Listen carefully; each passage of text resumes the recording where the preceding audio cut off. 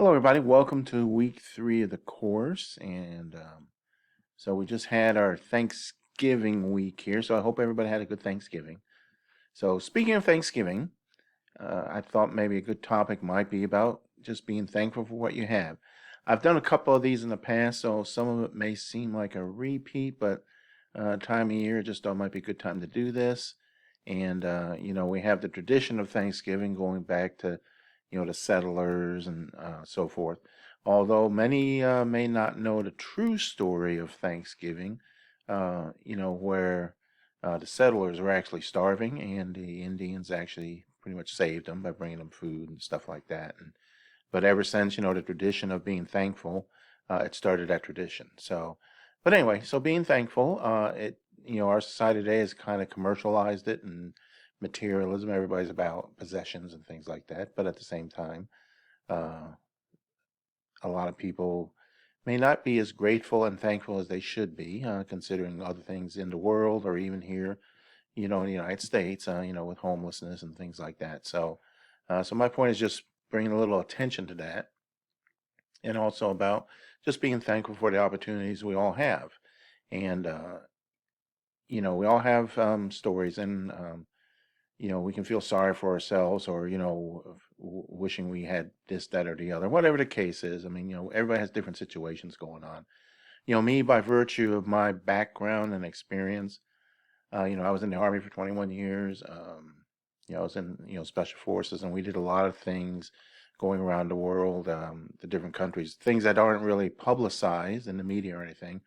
We did, medical missions, humanitarian missions, building bridges and schools and things like that. And, just, so I guess I have the advantage of seeing the poverty side of the rest of the world. And so I have a little more appreciation for what we have. And that's why I talk about that. When I was a kid, my mother was from Ireland. My dad was from here in the States, and they met in England, got married, but they got divorced when I was like 6, 7 years old.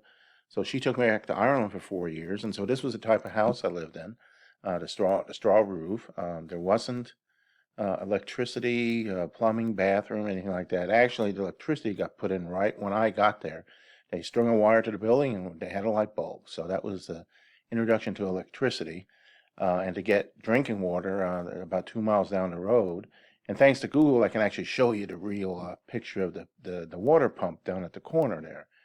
So here on this left side here, you can see the pump right there. So, we'd make a trek down every day with a couple buckets of water, and, that was, that's where we got the water from. So, I mean, again, I just have a different perspective on things because I don't remember being miserable or starving or anything like that. As a kid, those things don't occur to you. But apparently I was, I guess. There were some pictures of me when I was a little guy that weren't very, um, I don't know what you want to call, didn't make me look very healthy. But again, news to me because as a kid, you don't pay attention to those things. But anyway, so my point here is about being thankful for what you have. And I know, lots of, over the years, I've had students who've had lots of personal issues going on, really serious things. And, so there are things that happen in our lives but at the same time, I just say, be grateful for what we have or the troubles we work through. And, that's pretty much it. So be thankful for the opportunities, especially as a student. As a college student, you have an opportunity a lot of people will never get. And so if you have the opportunity to actually be in school, then you should be 1,000% into that opportunity. You shouldn't be, late on assignments and, doing mediocre work. I mean, your focus should be to max out everything you can as a college student because you have the opportunity to do it. And so being thankful for that. So you're blessed to have the opportunity to be where you are and to do what you're doing. All right. So just, when you have an opportunity, whatever it may be, whether it's school or other things, do it 100%, 1,000%, as you would say sometimes, and just go for it. All right. So that's it. Focus on graduation and more to come from there. All right. So let's get out of here into the course real quick. Upcoming week here, economics. All right. Oops. Where are we at? There we are. Got 2 chapters this week. Chapter 7, Has to do with aggregate demand and supply, and also Chapter 8, Fiscal Policy Deficits and Debt. All right. Now, I mentioned before, if you have any problems or anything, just, get in touch with me, let me know, and, I can help work you through it. But upcoming week, you got your presentations, discussion. Make sure you're getting in there Wednesday so classmates can reply. Make sure you're doing at least a paragraph on your initial post and about a paragraph on your replies to your classmates. And you do a third reply to the instructor video. And that just can be a couple words, a sentence, or whatever, by answering the test question or whatever the case may be. And then you got your assignment and quiz. So that's pretty much it. And test question this week. Those of you who've been with me a while, I do these test questions. So Thanksgiving we had a little get together at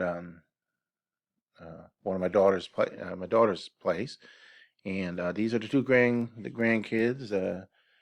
So anyway, my daughter had this spiffy instrument. Maybe you can tell me what they were doing. I did a little background editing there, but maybe you can tell me what's going on. So with that, I'm going to let you go.